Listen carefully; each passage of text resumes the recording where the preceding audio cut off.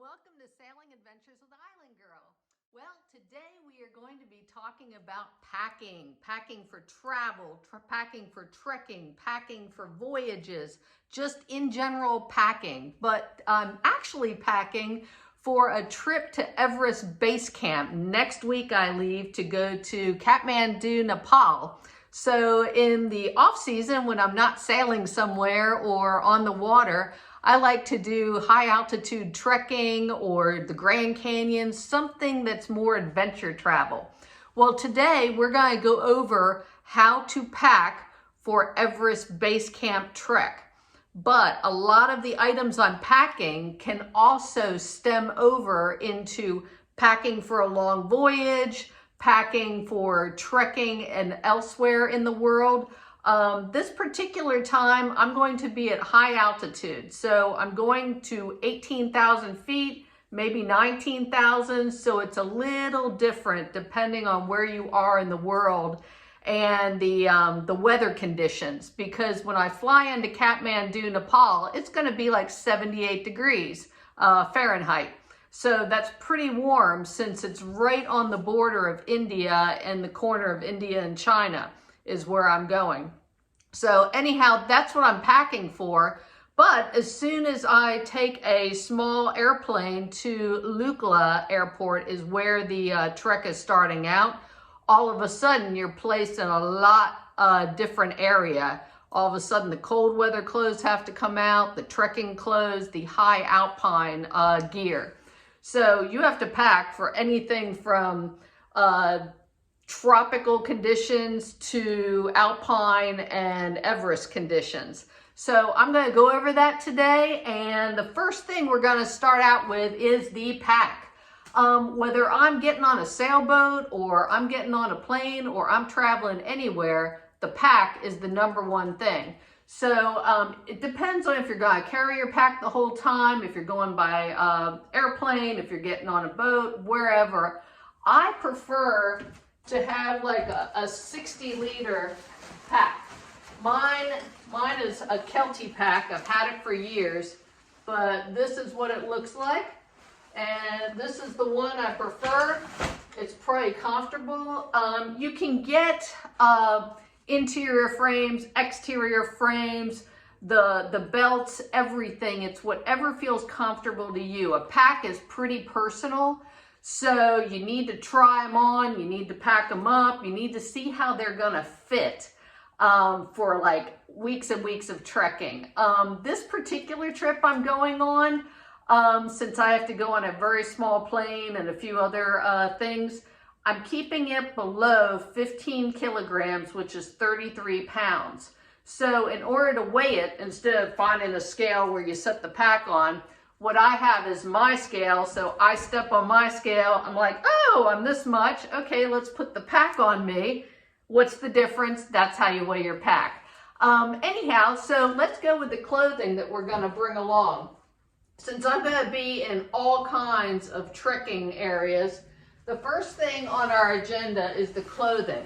What kind of clothing you're gonna bring, what kind of things stem over. And this is my favorite Gore-Tex jacket, okay? And I prefer it, everything has a hood of some sort. This is Gore-Tex windproof, waterproof. It's great. I use this in sailing and trekking and any type of high alpine or cold weather, hot weather, anything. It's been with me everywhere. And I tell you what, I'm not gonna be a brand person, but I tell you, if you spend money on good gear, it's gonna last forever. Like particular gear that's one of my favorites is this Gore-Tex jacket. You guys can tell the name, but believe it or not, I've had this since the 1990s and nothing's wrong with it. It has been everywhere with me. It's a fleece, it's Gore-Tex, it has a hood, it has built-in mittens, it has snaps, zippers, Velcro, it has everything. It has little pockets on the side. So if you can get the better gear, get it. because it'll last 20, 30 years. You won't be having to spend thousands of dollars to re-up your gear every time you go for a really great adventure in the world. So that's what we're going for right now. Also, I'm bringing fleece. So fleece and down, okay? This happens to be another brand, but again, get the best you can. This will be lightweight. I do a lot of lightweight stuff, so I can just roll it up and it gets really, really small. And what I do is I have all these dry bags where I put everything in dry bags, squish it down really small, and then I put it all in my pack. So it's really, really compact. It's really, really nice. And then you don't want to forget the sleeping bag. This happens to be a down sleeping bag, and it happens to be this brand, Marmot. But again, really, really lightweight, compacted, so it can either go in your pack. I always put it in a dry bag first, and then it gets attached to my pack. But another thing to consider, also, this happens to be, I think a 15, yeah, it's a 15 degree bag, but I prefer a 0 degree bag. Depends on where you're going. You want everything to be breathable, just like your clothes. You want all the clothes that you pack to be quick dry, breathable, not cotton. Cotton kills, so no cotton. You want the moisture to wick away from you, like this. All quick dry stuff, everything quick dry, able to be rinsed out, all that. So going over the clothes that we need, okay, we're gonna go with shirts like this, really lightweight, breathable. We're also going to go with fleece tops. If you can put, if you can have hoods on them, that's even better. The more lightweight it is, the better. Next thing, so when we're packing our clothes in our bag, we're gonna go with our jackets first. You want a variety of jackets, all lightweight, the Gore-Tex, the lightweight, the parkas. You want a good parka. And I have mine totally scrunched down right now in one of these bags. I think it's this one. Yeah, and I have my Gore-Tex pants and everything. So see, right there, I have squished everything down, and I'll be able to fit all my high alpine, really cold gear in there. Again, socks. Socks are extremely important when you're trekking or when you're climbing or just in all kinds of different weather. I prefer, okay, there's a few brands that you can get. These are the brands I prefer, whether Wigwam, Smartwool, but the deal is it has to have extra padding up front and in the heel. And these happen to be wool blend or all wool. Don't go with cotton, don't go with anything weird, and test them out ahead of time. Make sure that you're not like constantly pulling them up, they're not bunching by your toes, anything like that. So I prefer wool socks because you don't want to get a blister when you're out there. But now that we're on socks, shoe wear, okay? Since I'm going to be trekking in the Himalayas for a while, okay, I have some really, really good boots. I've had boots in the past that just pretty much fall apart. I had a pair actually fall apart in the middle of the Grand Canyon, and I ended up finishing the trek with just like, yeah, pretty much my flip-flops. It was not a good day. But good pair of Alpine boots, another lightweight pair. You kind of want these to be waterproof, support your ankle, support everything. Something that's stitched, you know, pretty much not glued. I happen to go with Vask. It's just my favorite brand that fits my foot the best. But these are waterproof, and I've been to the gym for weeks, putting my pack on me, wearing my boots, and just getting ready for this. I've gone with the treadmill and incline, got my boots on, got my pack, because you want all your gear to be broken in before you go on this trek. Another thing is, if you don't want to do your boots all the time, trekking shoes. Trekking shoes are good as well. Again, you know what fits your foot better and what feels better on you. These are what I prefer. I get something like this. You know, these are my trekking shoes. And then on the side, I'll also pack like a pair of sandals, like Tevas, something to hang out at the end of the day. Put your feet up. You don't want to be in the boots all the time.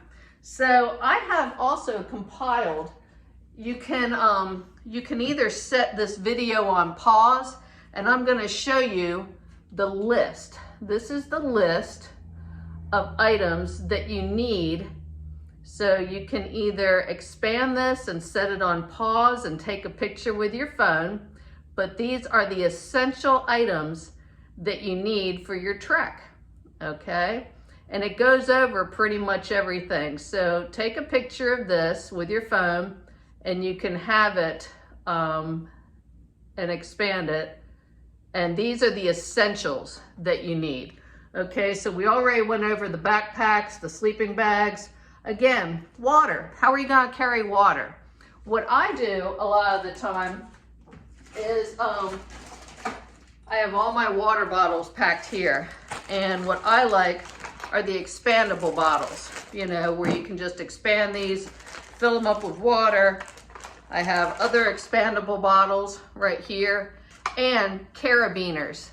I have little carabiners attached to like everything so that you can just hook it onto your pack, hook it onto whatever. It just makes it a little more convenient. And this isn't a necessity. It depends on what type of area you're trekking in. But I always think a sun shower. See there, the nozzle and everything? A sun shower is this large black, like plastic bag that you'll fill with water. And it enables you to wash your hair, take a shower, just kind of clean the trekking dirt or the trail dirt off of you at the end of the day. Or, you know, sometimes you might not be near civilization. Where I'll be trekking up to Everest, up to base camp of Everest, they have these places called tea houses along the way. And you can book a tea house to stay in. You can just camp out, you know, it depends on your conditions wherever you're going. But the most primitive areas in the world, a sun shower is kind of good, you know. That and baby wipes. Do not forget your baby wipes. And then pack a lot of like plastic bags with you to just keep your trash, because you only want to leave footprints wherever you go. You don't want to show that you've been there. And so we're going through our list, okay? So we've already done the bottles, the parka, the down, polypropylene tops, okay? Again, quick dry clothes, quick dry pants, lightweight hiking pants. You know, maybe those kind that can turn from shorts into pants, trekking boots and shoes. Hats, caps, and the shade. You're going to use your hats and your caps for shade and warmth. I tend to go with these guys for warmth and shade. You know, you got a little bit right here. But then, okay, call me a little unusual, but I have a lucky hat that I travel with when I'm going places. Okay, and this is kind of like my lucky hat. So I'll be wearing those two items. And you want to have trekking poles. Trekking poles, these, they expand, they contract. Sometimes I'll bring an extra one with me because I've been traveling places where I would have packed all my gear and something would have happened in transit where one of my poles is just broken in half. Depends on the airlines, how heavy they, how rough they handle your stuff. But you want trekking poles. These are terrific. These have lasted me. These are probably like, gosh, almost 10 years old. But that's a good thing to have, trekking poles. Now, we've gone over socks, gloves. You want to make sure that your gloves, I happen to go with Black Diamond. These are waterproof, they're Gore-Tex, they're quick dry. They are terrific. They even come up past See, they come right up to here. So you can pick up things. They have leather bottoms on them. So it'll be really, really warm. And in case they still get cold, it's always nice to pack these hand warmers and toe warmers, depending on where you're going. Okay, so we got the gloves. Next on the list, we already covered the socks. We covered the windproof Gore-Tex pants. That was our snow pants and everything else that we're packing. Pack towel. Okay, you're not gonna bring some giant cotton towel. Instead, we're going to bring, right here, my pack towel. So, this sucks up tons of water, okay? So when you're trekking, it's easy. You can suck up the water off of your body, your hair, everywhere, and then you just wring it out. And then you can hang it on the side of your pack as you're, trekking around, and it'll dry instantly. It dries pretty fast. So you want a really nice pack towel. So these are really lightweight. You can roll them up, stick them in your plastic, so pack towel. Next, headlamp and light. You want to know where you're going. You might have planned, to be in a certain camp at a certain time and maybe not made it there in time. So you're going to need a headlamp, okay? This is good for sailing as well. Any type of trekking, you should always have a headlamp or a small flashlight with you. Plus, I dropped by the Dollar Tree and I have like a little tiny headlamp too. These are only like $1, but this one's slightly more expensive. It comes with a rechargeable battery. That again, think about all the items that you have that require batteries, okay? You either want to have rechargeable stuff, and this is how I travel.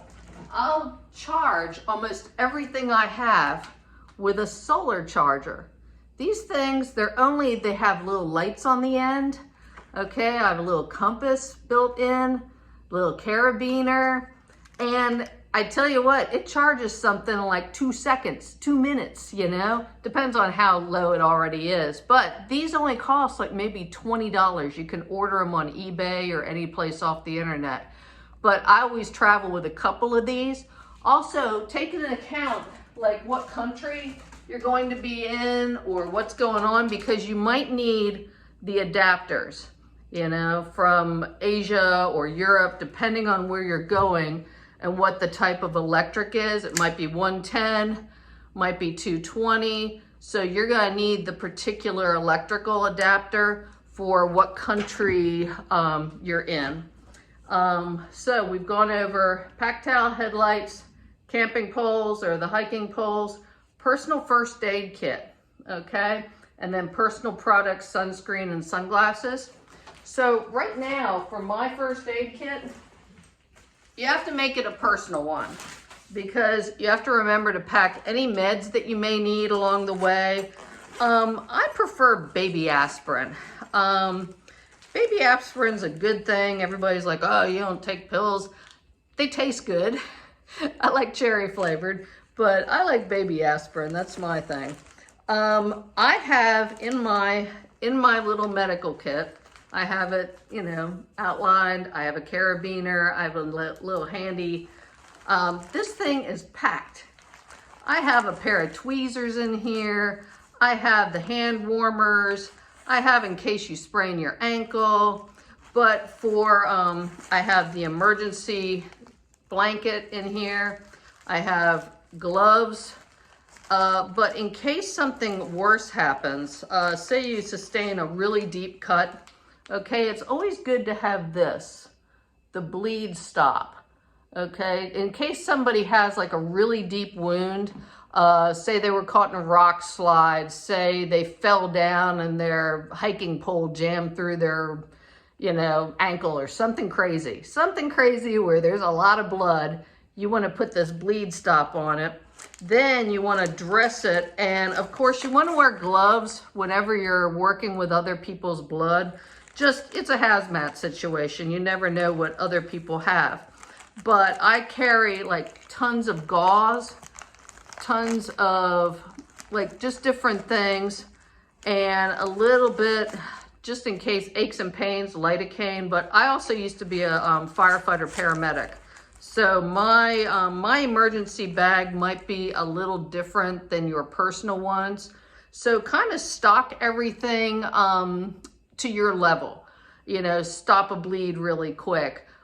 Stings, antibiotics, Band-Aids, you know, just go through, but I'll do another video on what exactly I have in my repertoire in my first aid kit.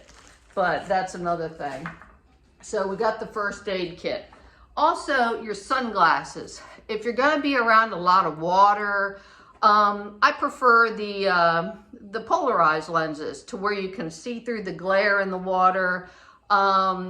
Yeah, I prefer those. But this time, I happen to be going with Glacier Glasses. Okay, these Glacier Glasses, there's something called snow blindness, or when everything's like so bright that it really messes with your retinas and everything in your eyes. So it's nice to have good Glacier Glasses with sides right here.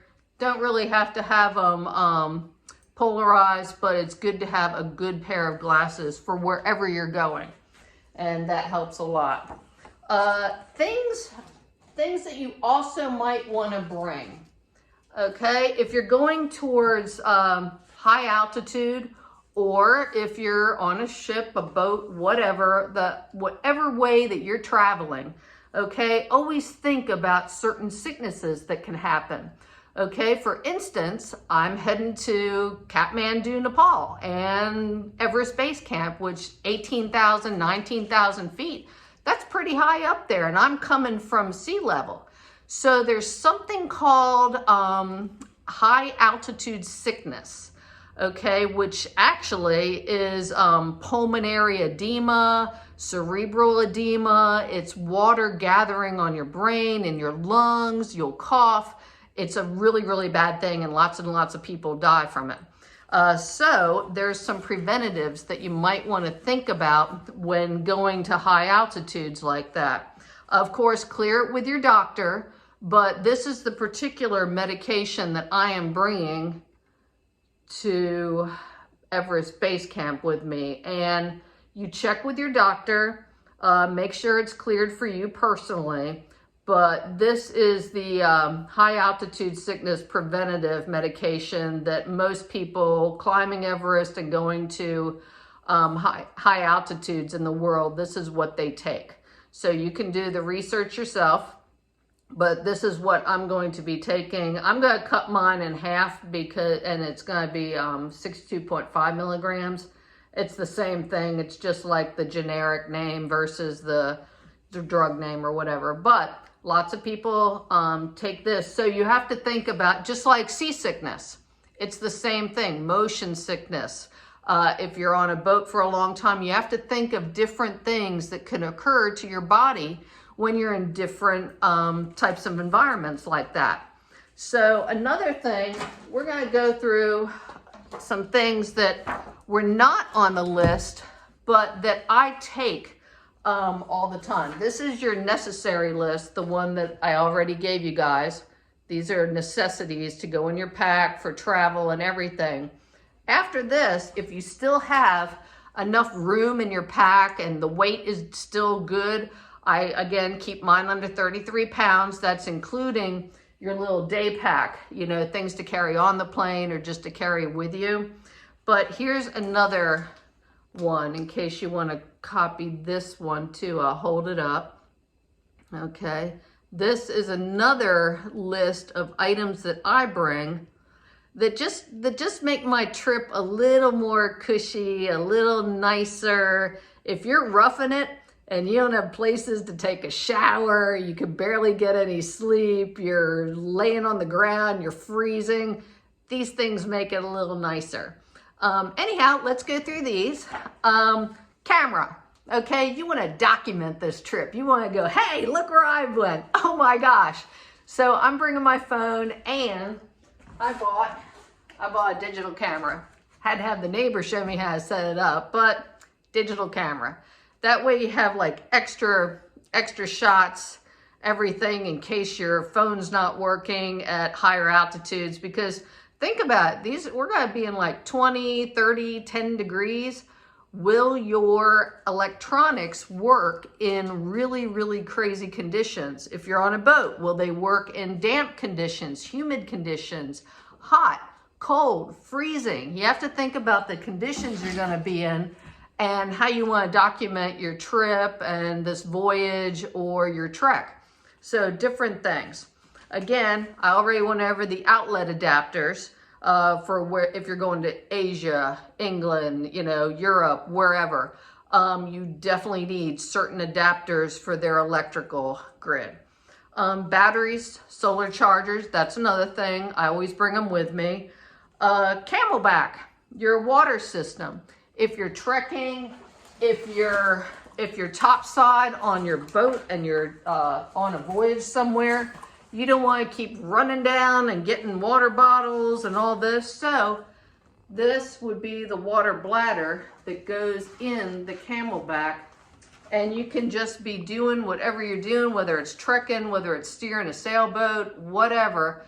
And you just drink from it as you have this thing on your back. But it's really convenient if you're doing a lot of work. People doing races. Those endurance races will race with some of these, but it's good to just carry your water instead of always trying to fill up your bottles, get everything straight. But that's an idea to bring. Again, baby wipes or TP. You always have to think about your personal stuff that you're doing. So I always bring baby wipes, and this is what my little personal package looks like. I have my baby wipes, I have lotion, suntan lotion also, and carabiners and everything, because you don't want to be uncomfortable this whole time. And if you're going to a very dry climate, which the Himalayas and the area where I'm going next week is very, very dry. So bring chapstick. You're going to be out in the sun at high altitudes. You have to bring sunscreen. And you just have to think about, how is your skin going to react? Are you going to be uncomfortable the whole time? Another thing, I always bring the pump and the straw for water filtration systems. Okay, what they look like, here's what I get. Even though you don't need to bring them, they said, you can't drink the water in some areas. For instance, you can't drink the water in Nepal. As an American, just like if we go to Mexico, there's certain things in the water that the locals are very used to, but we aren't. So we don't want to be sick the whole time trying to trek. So there's these water pumps, okay, water filtration systems that you can take apart. You put the one straw in where you're pumping, and then you take this one and put it to the water source, and then you just pump and filter out all the bad stuff. And then if you don't have time for that, there's something called a straw where you put it in the water source and you drink from it. And this is like right to the source where you're drinking out of like a mud puddle or something. But you have to take into account, are you going to have water the whole time? Because water is really necessary. And then if you don't have something like that, you're going to need right here iodine tabs, and then the item that makes the iodine taste go away. But usually you have to stick this in your water, wherever you filled up the yucky water, into a bottle. You have to put one of these tabs in, and then the one that takes out the iodine taste. And it usually takes like 30 minutes for the water to be good. Otherwise you have to boil it. Okay.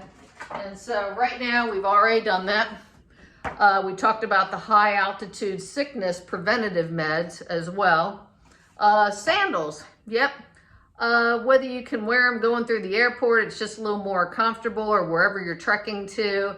If you're on a boat, think about the non-marking sandals or shoes. This time I'm gonna bring my Tevas, because yeah, I'll wear socks with Tevas. It's just a little more comfortable sometimes. money belt, okay? What I normally do, this is my little money belt, and I'll have my passport in here. You know, you stick your passport in, all your essentials, some money, and you just put it on your person, but you kind of tuck it in underneath your shirt so not everybody in the world knows that that's where you're keeping everything. And also, don't forget to make copies. Make copies of any important paperwork that you need, you know, from your ID, your passport. Make a copy of your passport, exactly. All important numbers, your trip itinerary, you know, in case you're like, oh my gosh, what was my flight number? I can't bring it up on my phone or the internet. What day did I fly out? What day do I need to be here? So it's always good to have, you know, your itinerary, or in case something happens, give your itinerary to friends, family, whatever. Again, I went over money belt, what to put. Here's another thing. If I'm trekking a lot and say something happens where your money belt's lost or something, I always put an extra copy of who I am, like my passport and my ID, and maybe a large bill of some sort underneath my sole in my boot when I'm trekking, just in case anything happens. Also, for going to this particular country, like Nepal, they required me to have supplemental insurance. So there's something called global rescue insurance.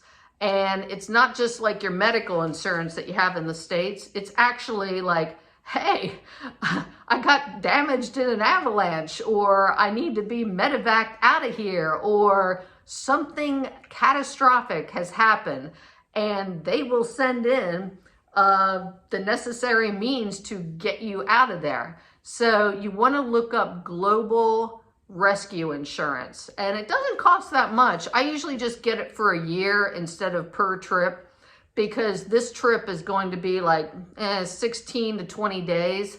And so instead of just getting it for that trip, because right after I go somewhere else, I get it for the whole year, and I think it was like $350, but it covers all trips for a year. So in case you feel like, hey, after hiking to base camp of Everest, let's go do Kilimanjaro, let's go sailing in the Med, it covers it. So again, supplemental insurance like that, you know, rescue insurance, that type of thing. Again, you might want to bring a journal, a book, travel pillow. It's all up to you and how you like to travel. So we can go through. Oh, another necessary thing that I really, really like is snacks. You got to bring snacks. Okay, whether it's a bag of M&Ms to share with somebody else. I prefer coconut flakes.